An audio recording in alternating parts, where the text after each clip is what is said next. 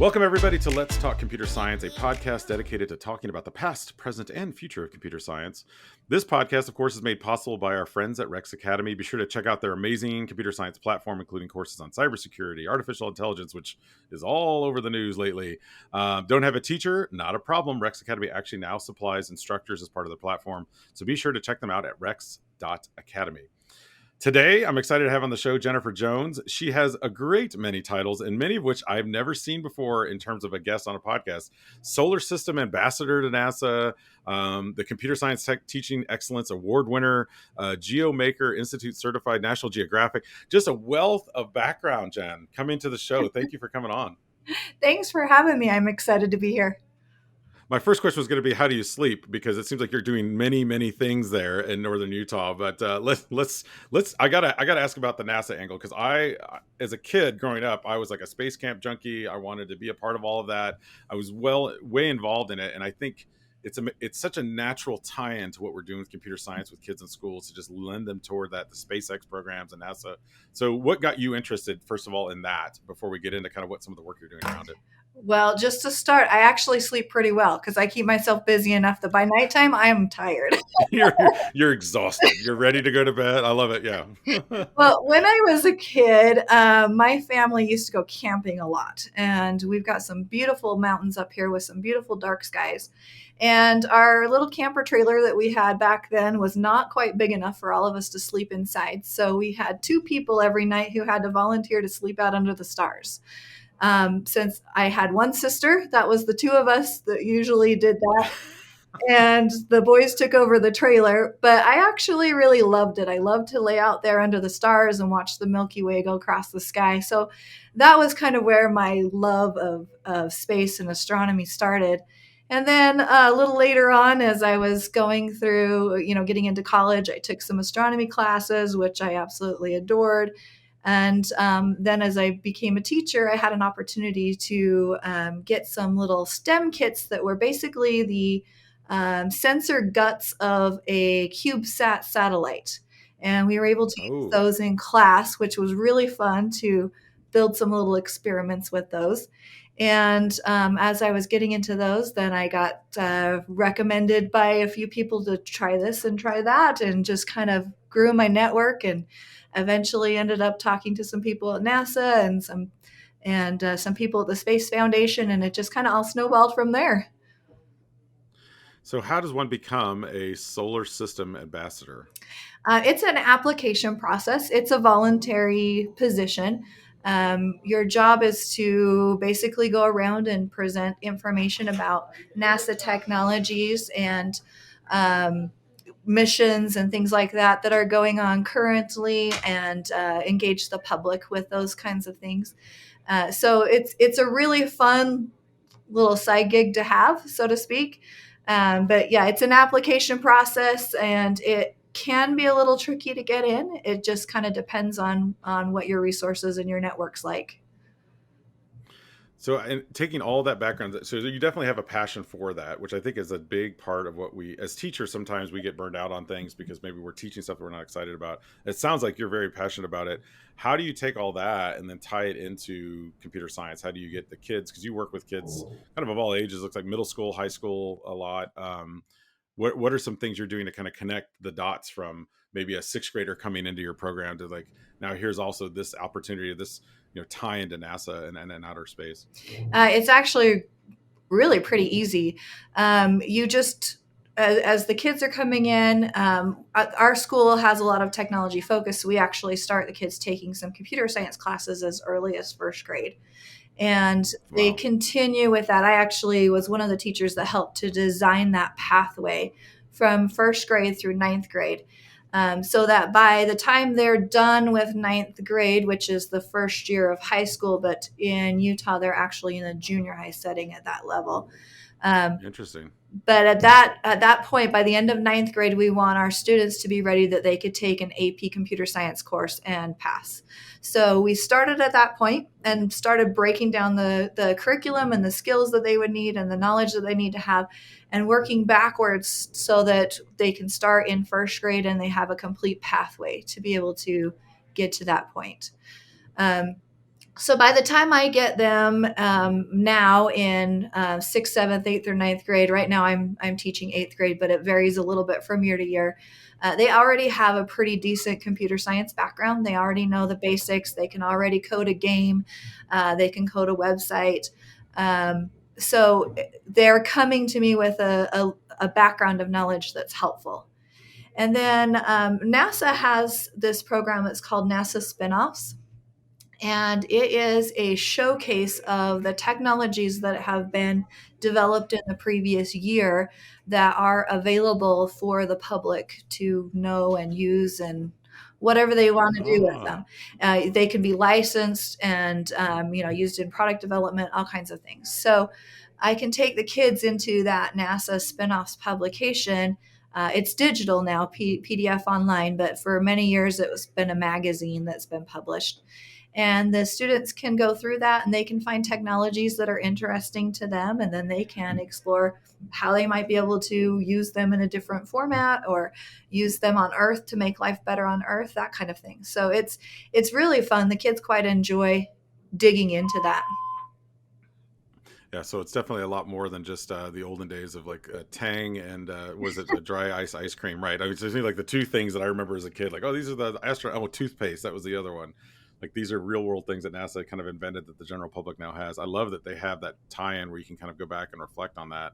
You mentioned kind of making things better here on Earth. Are there any projects or things you're using your kids are working on, I should say, in computer science to really help with that outcome? Because I think part of what sometimes engages kids more than anything is just having something that actually has an impact versus the theoretical. Yes, this Mhm. is great, but we're never going to use this in the real world. Are there any activities or things you're doing with your students right now in computer science that help with that? Yes, actually, I'm really excited about what I've got going on right now. We're working with the African Independence Development Movement. It is a charitable organization that is raising funds to build a modern high school in South Sudan, Africa. So, war torn South Sudan, very impoverished Right. area. A lot of the people don't even have electricity, let alone internet. and Wow.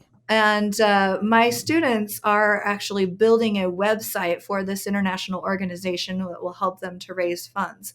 But it goes a little bit further than that, too. So initially, we're building the website, and then we will be working with teachers in South Sudan to help them to understand what kind of technology that the students need to learn. They've even talked about having some of my students come for a summer internship program so that they could be teaching kids in South Africa. Wow. I'm hoping to be one of the first few teachers from America that get to go there and teach Right. that high school. So we're very excited about this, and that actually, even though it doesn't seem like it would, it actually ties back to NASA because NASA has the Earth orbiting satellites that are looking specifically at like water content of the soil and health of plants and environmental changes over time and things like that. That's all information that this area of South Sudan really needs because they are a subsistence farming area. Okay. But they actually have the capacity and the resources there to be able to farm enough produce to feed most of South Africa. The problem is they don't have the technology and the knowledge to do it. So, by training these people how to use the information that they can get from a NASA satellite that tells them when they need to water, how much they can plant, when they need to rotate their crops, what they should be rotating with, all of that kind of information is going to increase the amount that they can produce. And so they can provide and help to um, lessen starvation in the area. That is an amazing and very authentic project that actually has a significant impact on students around the world, and in this case, Southern Sudan. Then it's interesting. A couple of things I take away from that. One is, we think of NASA, sometimes we think outward facing, right? Mhm. We're looking out to the stars, we're looking out to Mars, we're going, and the fact that using that satellite data to say like, oh no, we can actually analyze the soil, analyze crop rotations and things like that. That's amazing. But the other thing I want to ask you is, what are the students, how do they react to all of this? I mean, because a lot of kids, and I don't know your area very much, but I mean, United States, we have our kind of things that we're used to, technology being one of them. Mhm. To then all of a sudden hear about the students may not even have access to electricity or running water, and what's been the reaction or the reflection of your students during the process? It was a really amazing day that we had. We had our meeting, and we invited the president of the organization. His name's James Aoun, and he's one of the lost boys of the Sudan. And he came into our group, and he brought some pictures from his home country, some examples. He showed us a picture of a school there that was nothing but a mud wall that was supported with some sticks embedded in the mud, and a grass roof Wow. covered with a piece of metal sheeting. And that was the schoolhouse. It was one room, not any larger than my bedroom at home, and that was their schoolhouse. And the kids inside were sitting on the floor, and they were using pieces of plank wood as a desk, just resting on their lap. And they didn't have any textbooks. They were using old magazines and newspapers to learn how to read from. So he was Wow. explaining all of this to these kids, and just the look on these kids' faces and how excited they got to be able to help, it was just amazing. That is, I get goosebumps hearing you say that story, because I mean, there is something about giving students, especially at that age, perspective when maybe they're maybe too into like how many likes they can get on Instagram. Mm-hmm. You know, like that's the most important thing in their life. To all of a sudden see like, wow, there are students literally like sitting on floors with boards on their laps, trying to figure out how to read from an old newspaper. I think that's such a powerful thing for those kids to have in terms of perspective. And then you kind of turn it on its head and say, okay, now we're going to go even further out. And you've done this thing, Destination Mars, which I've heard a little bit about over time. And actually, I've got a colleague in New Zealand who's very much involved in his own version of this project. And I think he actually traveled to a part of the United States where they actually had a mock-up of the Mars lander, and he was able to like live there for 2 weeks, like he was on Mars. I don't know You're if that's not in the southern talking Utah about areas. Jonathan, are you? Yes, I am. Yes, I was You know, actually Jonathan? on his Oh, crew. I lived with him in that mock-up. oh my gosh. Okay, so it is a very small world, It folks. is. As we talk about other worlds, yeah, Jonathan Alder, who is our Jonah, as I call him, lives in New Zealand. But Mhm. he was the first person I ever met that was like gung ho, like we are doing this, and he like has the badges and the gear and everything. And so I got to see some of his pictures just from Facebook. But tell me a little bit about that project, because I haven't had a chance to speak to him about it yet since he's gotten back a few weeks ago. I think it was a couple months ago when he got back. Yeah, we were there in the end of December, just before Yep. Christmas. Yeah, that was an amazing experience. So it's the actual official name of it is Spaceward Bound Utah. It is a program that's a collaboration between NASA and the Mars Society. Mars Society actually has a mock base out there. It's in the deserts of south central Utah, in an area that is very, very similar to the surface of Mars. So the same geological features that happened in that area on Earth are the same ones that have happened in the past on Mars as Okay. well. So the area there looks like it's chemically very similar. Very similar conditions. Of course, it's not as cold as Mars because Mars is absolutely Yes. frigid. So even December in the high deserts of Utah was not cold enough for Mars. But it was still a great opportunity to experience what it might be like to be one of the first astronauts to set foot on the red planet. It was really a fun experience. It was a group of teachers. There was six teachers from around the world, and then we had two support members from the Mars Society that were helping us there as well, including our engineer, Sergey. He was from the Ukraine. So Oh wow. he was there helping us out as an engineer because they figured that teachers might not be the best engineers available. So We're good at a lot of things, but maybe sometimes engineering isn't our yeah, I got you. That's so a true global collaboration, Mhm. right there in your state. I gotta ask this last question because this is kind of there's so much excitement stuff that I hear. I mean, the stuff around NASA, the outer space. Let's tie it all. Let's go back to computer science real quick and Mhm. talk about what do kids need? Do they need to have like? Do we need to have like all the way through college type level of CS certification to do participate in these programs? Because it may sound a little bit intimidating to hear all of these things, but what is it? What are you? What do they need? Like, what does NASA require, or is there a certain level of certification that they need, or is it really just kind of having that exposure that you're giving them that gets them on that path?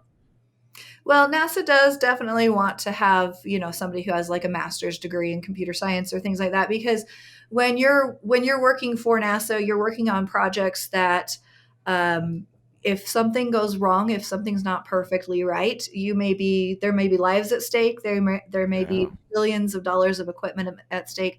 So they definitely do want people who are, top of the game. So that's one aspect to consider. But as far as little projects like what I have my students do, it doesn't require a college degree to be able to do this kind of stuff. They can learn things that we're doing in class, and they can just apply them. It's just amazing how well they can apply just a little bit of knowledge to accomplish great things like this website. They built some little websites. Actually, it was a wetlands project that we did a few years ago. The students learned how to build little websites and how to run a social media campaign, and we got the city involved and raised awareness for a little wetlands that's in our area. It has a little river running through, and the river was eroding the bank and was threatening to collapse the bank, um, and a little road that was nearby. And so the students actually raised the money. They bought some trees. They got permission from the city and some help from the city, and were able to go plant some trees along that bank. And that all came from just knowing a little bit of HTML, a little bit of CSS, and being able to put those together and apply them. Now, with this website that we're building for the African Independence Development Movement, they're using a little bit of HTML again, some CSS. They're using a little bit of JavaScript. So it's not even like certification level necessarily, but just being able to apply that little bit. Here's the thing: is computers are a tool, and computer science is the study of how to use that tool. Um, this is a really bad analogy, but it works nonetheless. And that is, I like to think about a hammer. I tell my students about a hammer. Um, a hammer is a tool. You can do lots of different things with a hammer, but I would never expect them to go through a whole class where they were just learning about a hammer. Right. But absolutely, they would go through a class where they would be learning to use a hammer to build something or to break something down. So I like to use that with computer science as well. We really don't want the kids spending a whole lot of time just learning what a computer is. We want them learning how to use the computer. How can I manipulate the computer? What can I do with the computer? How can I be creative? How can I change my world with my computer? And then it becomes interesting. Then they enjoy it. Well, I will say this. I mean, you make it sound very complex. Sounds simple in a lot of ways, but I will say that there's one person driving all of this, and without you, I think having those connections is such a powerful thing. Those students are very lucky to have you. We're lucky to have you as a guest. Where can people find out more about you and your great work? Well, I am on Twitter at Jen's Space to Learn, and that is two S's, so JENSSPACE, and the number two, learn. Also on Facebook at the same.